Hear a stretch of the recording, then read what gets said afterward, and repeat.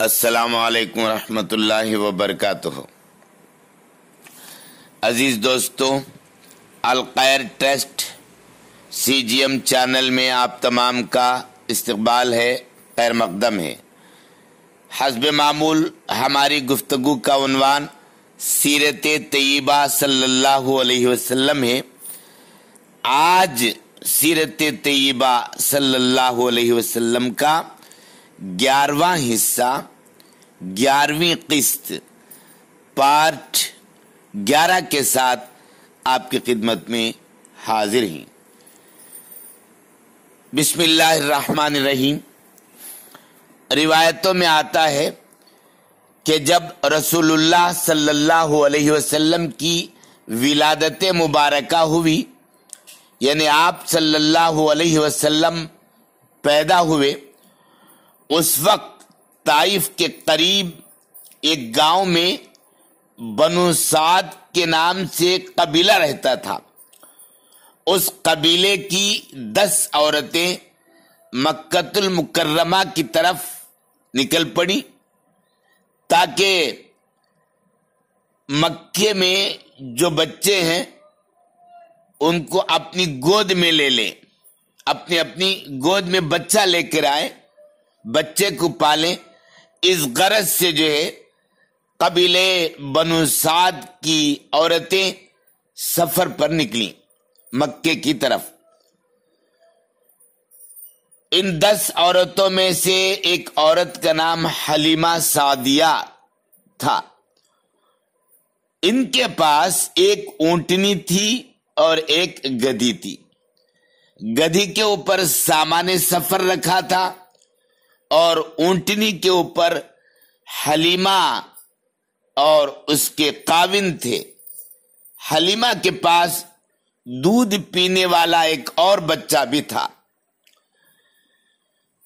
روایتوں میں آتا ہے کہ ان کی اونٹنی بہت ہی لاغر، کمزور، دبلی پتلی، مریل تھی۔ جب 10 عورتیں ساتھ میں چلی تھیں تو 9 عورتیں آگے نکل گئیں اور حضرت حلیمہ رضی اللہ تعالیٰ عنہ پیچھے رہ گئیں۔ 2-3 مرتبہ ان عورتوں نے جو ان کے قافلے کے ساتھ تھے رک کر حلیمہ کے آنے کا انتظار کیا۔ بعد میں انہوں نے کہا، حلیمہ تمہاری وجہ سے تو سفر میں بہت دیر ہو رہی ہے، ایسا رہا تو ہمارا سفر کھوٹا ہوگا، ناکام ہوگا، اس لیے ہم تو چلتی ہیں، تم آؤ۔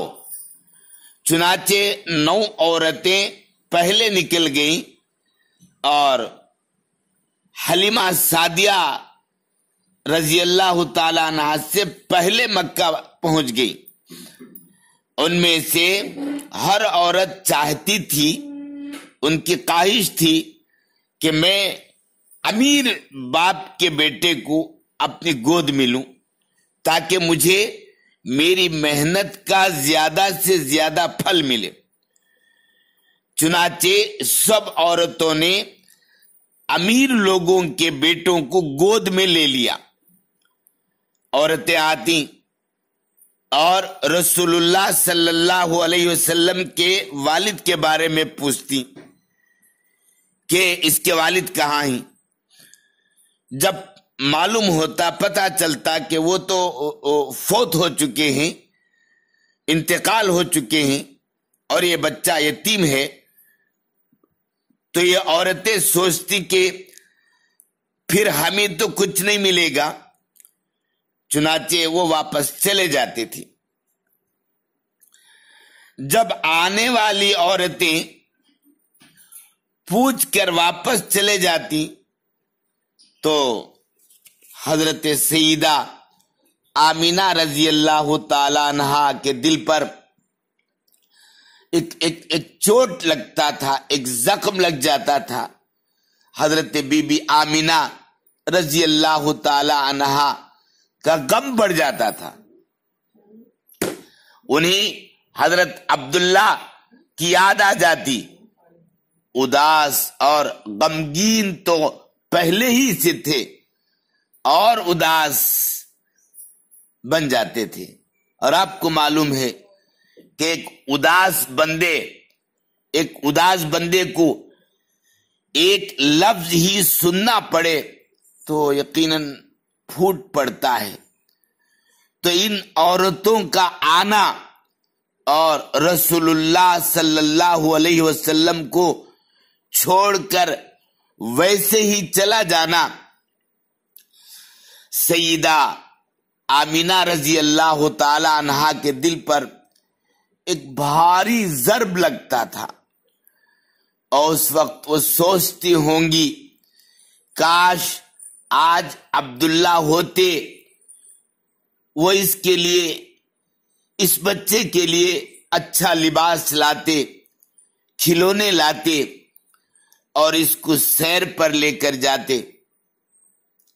سیدہ آمینہ رضی اللہ تعالی عنہا اپنے غم میں یہ باتیں سوچ رہی تھیں اور ان کو کیا پتا تھا کہ یہ وہ ہستی ہے کہ جن کے لیے اللہ تعالی آسمان کے چاند کو کھلونا بنا دیں گے، جن کو سیر کروانے کے لیے اللہ تعالی انہیں عرش پر بلائے گا،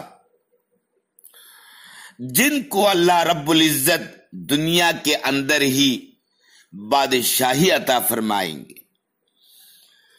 جب حلیمہ سعدیہ رضی اللہ تعالی عنہا مکۃ المکرمہ میں تشریف لائیں تو انہیں اور تو کوئی بچہ نہیں ملا.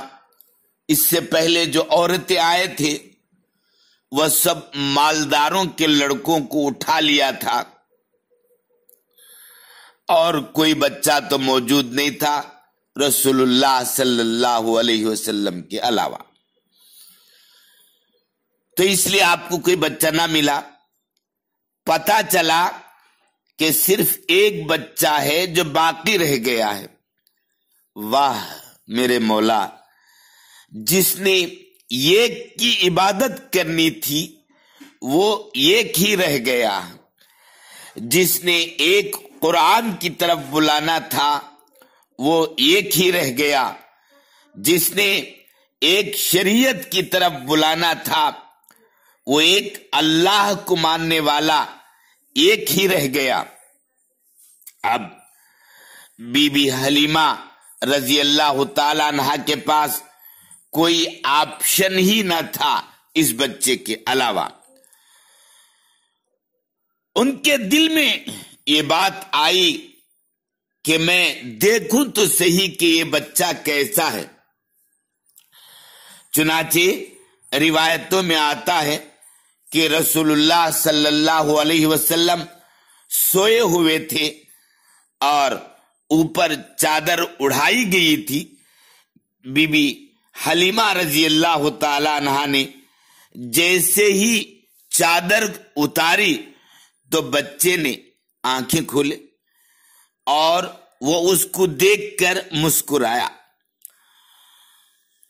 آپ کی مسکراہٹ میں ایسی جاذبیت تھی، ایسی کشش تھی کہ بی بی حلیمہ اپنا دل ہی دے بیٹھی. چنانچہ وہ اپنے خاوند سے پوچھنے لگی اگرچہ ہمیں اس بچے کا انعام زیادہ تو نہیں ملے گا کیونکہ یہ یتیم ہے، مگر اس بچے کی مسکراہٹیں میرے دل کو تو تسلی دے دیا کریں گی، اس لیے اس بچے کو لے لیں. ان کے خاوند نے ان کو یہ مشورہ دیا، ہاں ٹھیک ہے، بے شک تم اس بچے کو لے لو. اور اس کے بعد کی واقعات کل انشاءاللہ پیش کرنے کی کوشش کروں گا. ایسے ہی جڑے رہے اور سنتے رہیں. ہم انشاءاللہ رسول اللہ صلی اللہ علیہ وسلم کے بہترین واقعات جو ایمان کو تازہ کر دیتے ہیں ایسے واقعات ہم آپ کی خدمت میں پیش کرتے رہیں گے۔ دعا فرمائیے کہ اللہ تعالی ہمارے سننے کو بے انتہا قبول فرمائے اور اپنے محبوب صلی اللہ علیہ وسلم کی سیرت طیبہ کی برکت سے سننے اور سنانے والوں کے لیے خیر کے، رزق کے، برکت کے، سعادت کے، ہدایت کے، علم کے، رحمت کے اور جنت کے دروازوں کو کھول دے، اور اپنے پیارے حبیب صلی اللہ علیہ وسلم کی سچی پکی محبت عطا فرما دے، اور قیامت کے دن آپ صلی اللہ علیہ وسلم سے محبت کرنے والوں میں سے ہم گنہگاروں کو بھی شامل فرما دے، اور آپ صلی اللہ علیہ وسلم کی شفاعت نصیب فرما دے۔ آمین ثم آمین یا رب العالمین۔ السلام علیکم ورحمۃ اللہ وبرکاتہ۔